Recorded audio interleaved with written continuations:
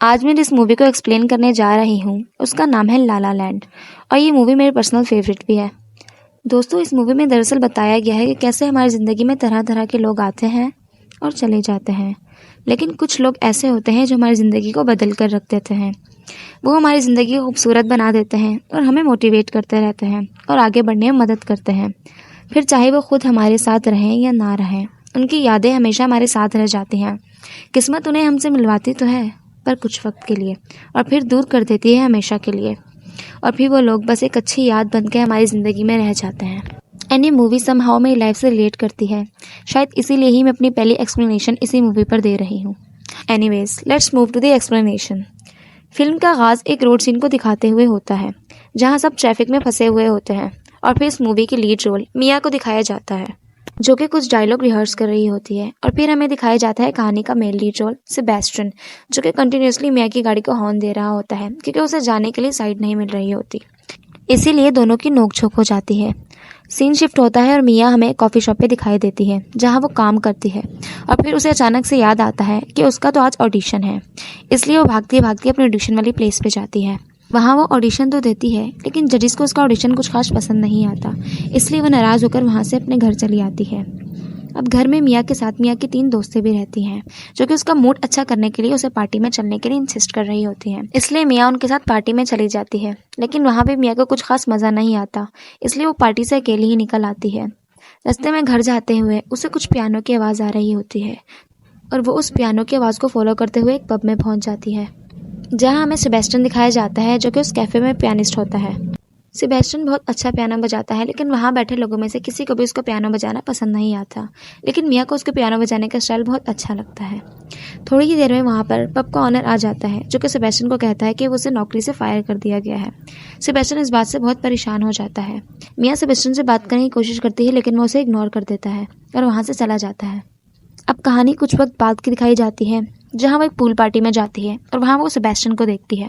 Sebastian भी मिया को वहाँ देख कर पहचान लेता है और वो उससे बात करके उस रात के लिए एक्सक्यूज़ करता है। पार्टी खत्म होने के बाद दोनों साथ बाहर जाते हैं और चलते चलते सेबेस्टियन गाना गाने लगता है। मिया भी इसे ज्वाइन करती है और फिर दोनों एक बहुत ज़बरदस्त सा डांस करते हैं। और फिर मिया को उसके बॉयफ्रेंड की कॉल आ जाती है, इसलिए दोनों अपने अपने घर चले जाते हैं।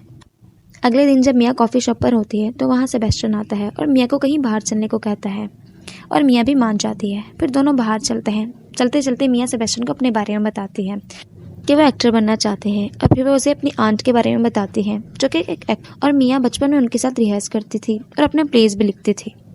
यूं ही चलते चलते वो दोनों कॉफ़ी शॉप में चले जाते हैं जहाँ मिया के ऑडिशन के लिए कॉल आती है। मिया कॉल सुन के बहुत खुश होती है और सेबेस्टियन को उसके बारे में बताती है। सेबेस्टियन उसे मुबारकबाद देता है और उसे अपने साथ मूवी पे चलने के लिए कह देता है, जिस पर मिया भी मान जाती है। फिर हमें दिखाया जाता है कि मिया ऑडिशन के लिए गई है, जहाँ पर वो अपना ऑडिशन स्टार्ट ही करती है कि एक लाइन बोलने के बाद उसे स्टॉप कर दिया जाता है। मिया को समझ नहीं आता कि उसके साथ हुआ क्या है, इसलिए वो वहाँ से गुस्से से निकल आती है। और फिर उसे अचानक से याद आता है कि उसे तो आज सेबेस्टियन के साथ मूवी देखने जाना था, और दूसरी तरफ सेबेस्टियन भी मिया का वेट कर रहा होता है। वो जल्दी से भागते हुए अपने घर पे जाती है, लेकिन जब वो घर पे जाती है तो वहाँ उसका बॉयफ्रेंड उसका वेट कर रहा होता है और उसे याद दिलाता है कि उन दोनों ने आज डिनर पे जाना था। मिया उसको मना ना कर सकी, इसलिए वो उसके साथ डिनर पे चली गई, लेकिन वहाँ पर भी मिया को मज़ा नहीं आ रहा होता। उसे बार बार सेबेस्टियन की ही याद आ रही होती है, इसलिए वो उन लोगों से एक्सक्यूज़ कर वहाँ से चली जाती है और सीधा आ जाती है सेबेस्टियन के पास। वहाँ पर वो सेबेस्टियन के साथ बैठकर मूवी एंजॉय करने लगती है और फिर हमें दिखाया जाता है कि मिया और सेबेस्टियन एक दूसरे का हाथ पकड़ने की कोशिश करते हैं, जहाँ से हमें पता लगता है कि वो दोनों एक दूसरे को पसंद करने लगे हैं, और इसके बाद से ही मिया और सेबेस्टियन एक साथ रहने लग जाते हैं। फिर हमें एक कैफ़े का सीन दिखाया जाता है जहाँ मिया और सेबेस्टियन दोनों बैठे हुए होते हैं। वहाँ हमें सेबेस्टियन के एक दोस्त को दिखाया जाता है जो कि सेबेस्टियन से बहुत टाइम बाद मिला होता है। उसका एक बैंड होता है और वो सेबेस्टियन को अपना बैंड ज्वाइन करने के लिए कहता है, लेकिन सेबेस्टियन उसका बैंड ज्वाइन करने में इंटरेस्टेड नहीं होता क्योंकि सेबेस्टियन को ऑल जैज म्यूजिक पसंद होता है और उसके दोस्त का बैंड मॉडर्न होता है। लेकिन चूंकि सेबेस्टियन के पास भी कोई जॉब नहीं थी तो वो इस जॉब के लिए मान जाता है। अब इन लोगों के बैंड की परफॉर्मेंसेस बहुत अच्छी जा रही होती हैं और लोगों में इनका बैंड बहुत पॉपुलर हो रहा होता है, जिसकी वजह से सेबेस्टियन टाइम नहीं दे पा रहा होता। अब इन लोगों ने परफॉर्म करने के लिए आउट ऑफ सिटी जाना होता है, जिसके बारे में सेबेस्टियन मिया को बताता है, लेकिन मिया इस बात से नाराज़ हो जाती है क्योंकि सेबेस्टियन को बहुत टाइम लगना था बाहर। इसी बात को लेकर दोनों में थोड़ी बहुत लड़ाई हो जाती है और मिया घर छोड़कर अपने मॉम डैड के घर आ जाती है। अगले दिन मिया का थिएटर होता है जिसमें उसने सोलो परफॉर्म करना होता है, जिसके लिए वो बहुत मेहनत करती है।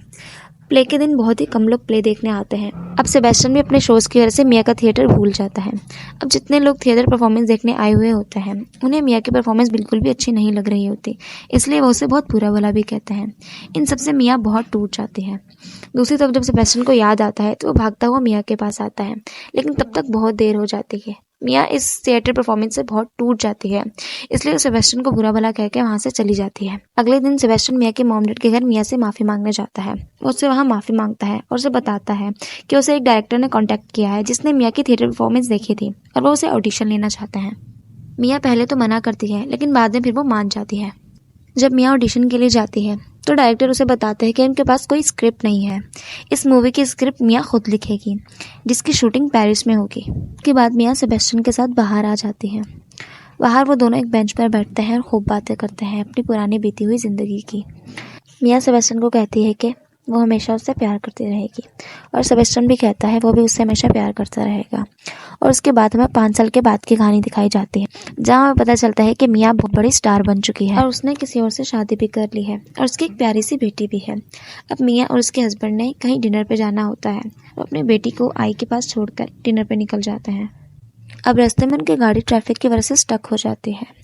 वहाँ पर मिया को पियानो की आवाज़ आती है तो वो उस पियानो की आवाज़ को फॉलो करते हुए एक पब में पहुँच जाती है, जहाँ वो एक आदमी को देखती है जो कि पियानो बजा रहा होता है और वो होता है सेबेस्टियन।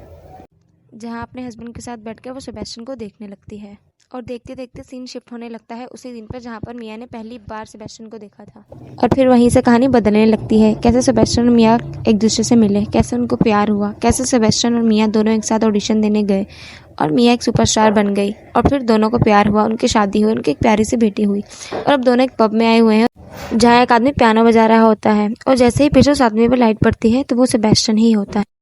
तो इस पूरे सीन में ये दिखाया जा रहा था कि अगर मिया शूटिंग के लिए पेरिस ना जाते तो शायद सेबेस्टियन और मिया एक साथ रहते हैं और वो दोनों भी अभी एक साथ होते हैं, लेकिन शायद किस्मत को कुछ और ही मंजूर था। अब जाते हुए मिया एक बार मुस्कुराकर सेबेस्टियन को देखती है। सेबेस्टियन भी एक दर्द भरी मुस्कुराहट मिया को देता है और फिर मिया वहाँ से चली जाती है और यहीं पर होता है कहानी का दी एंड।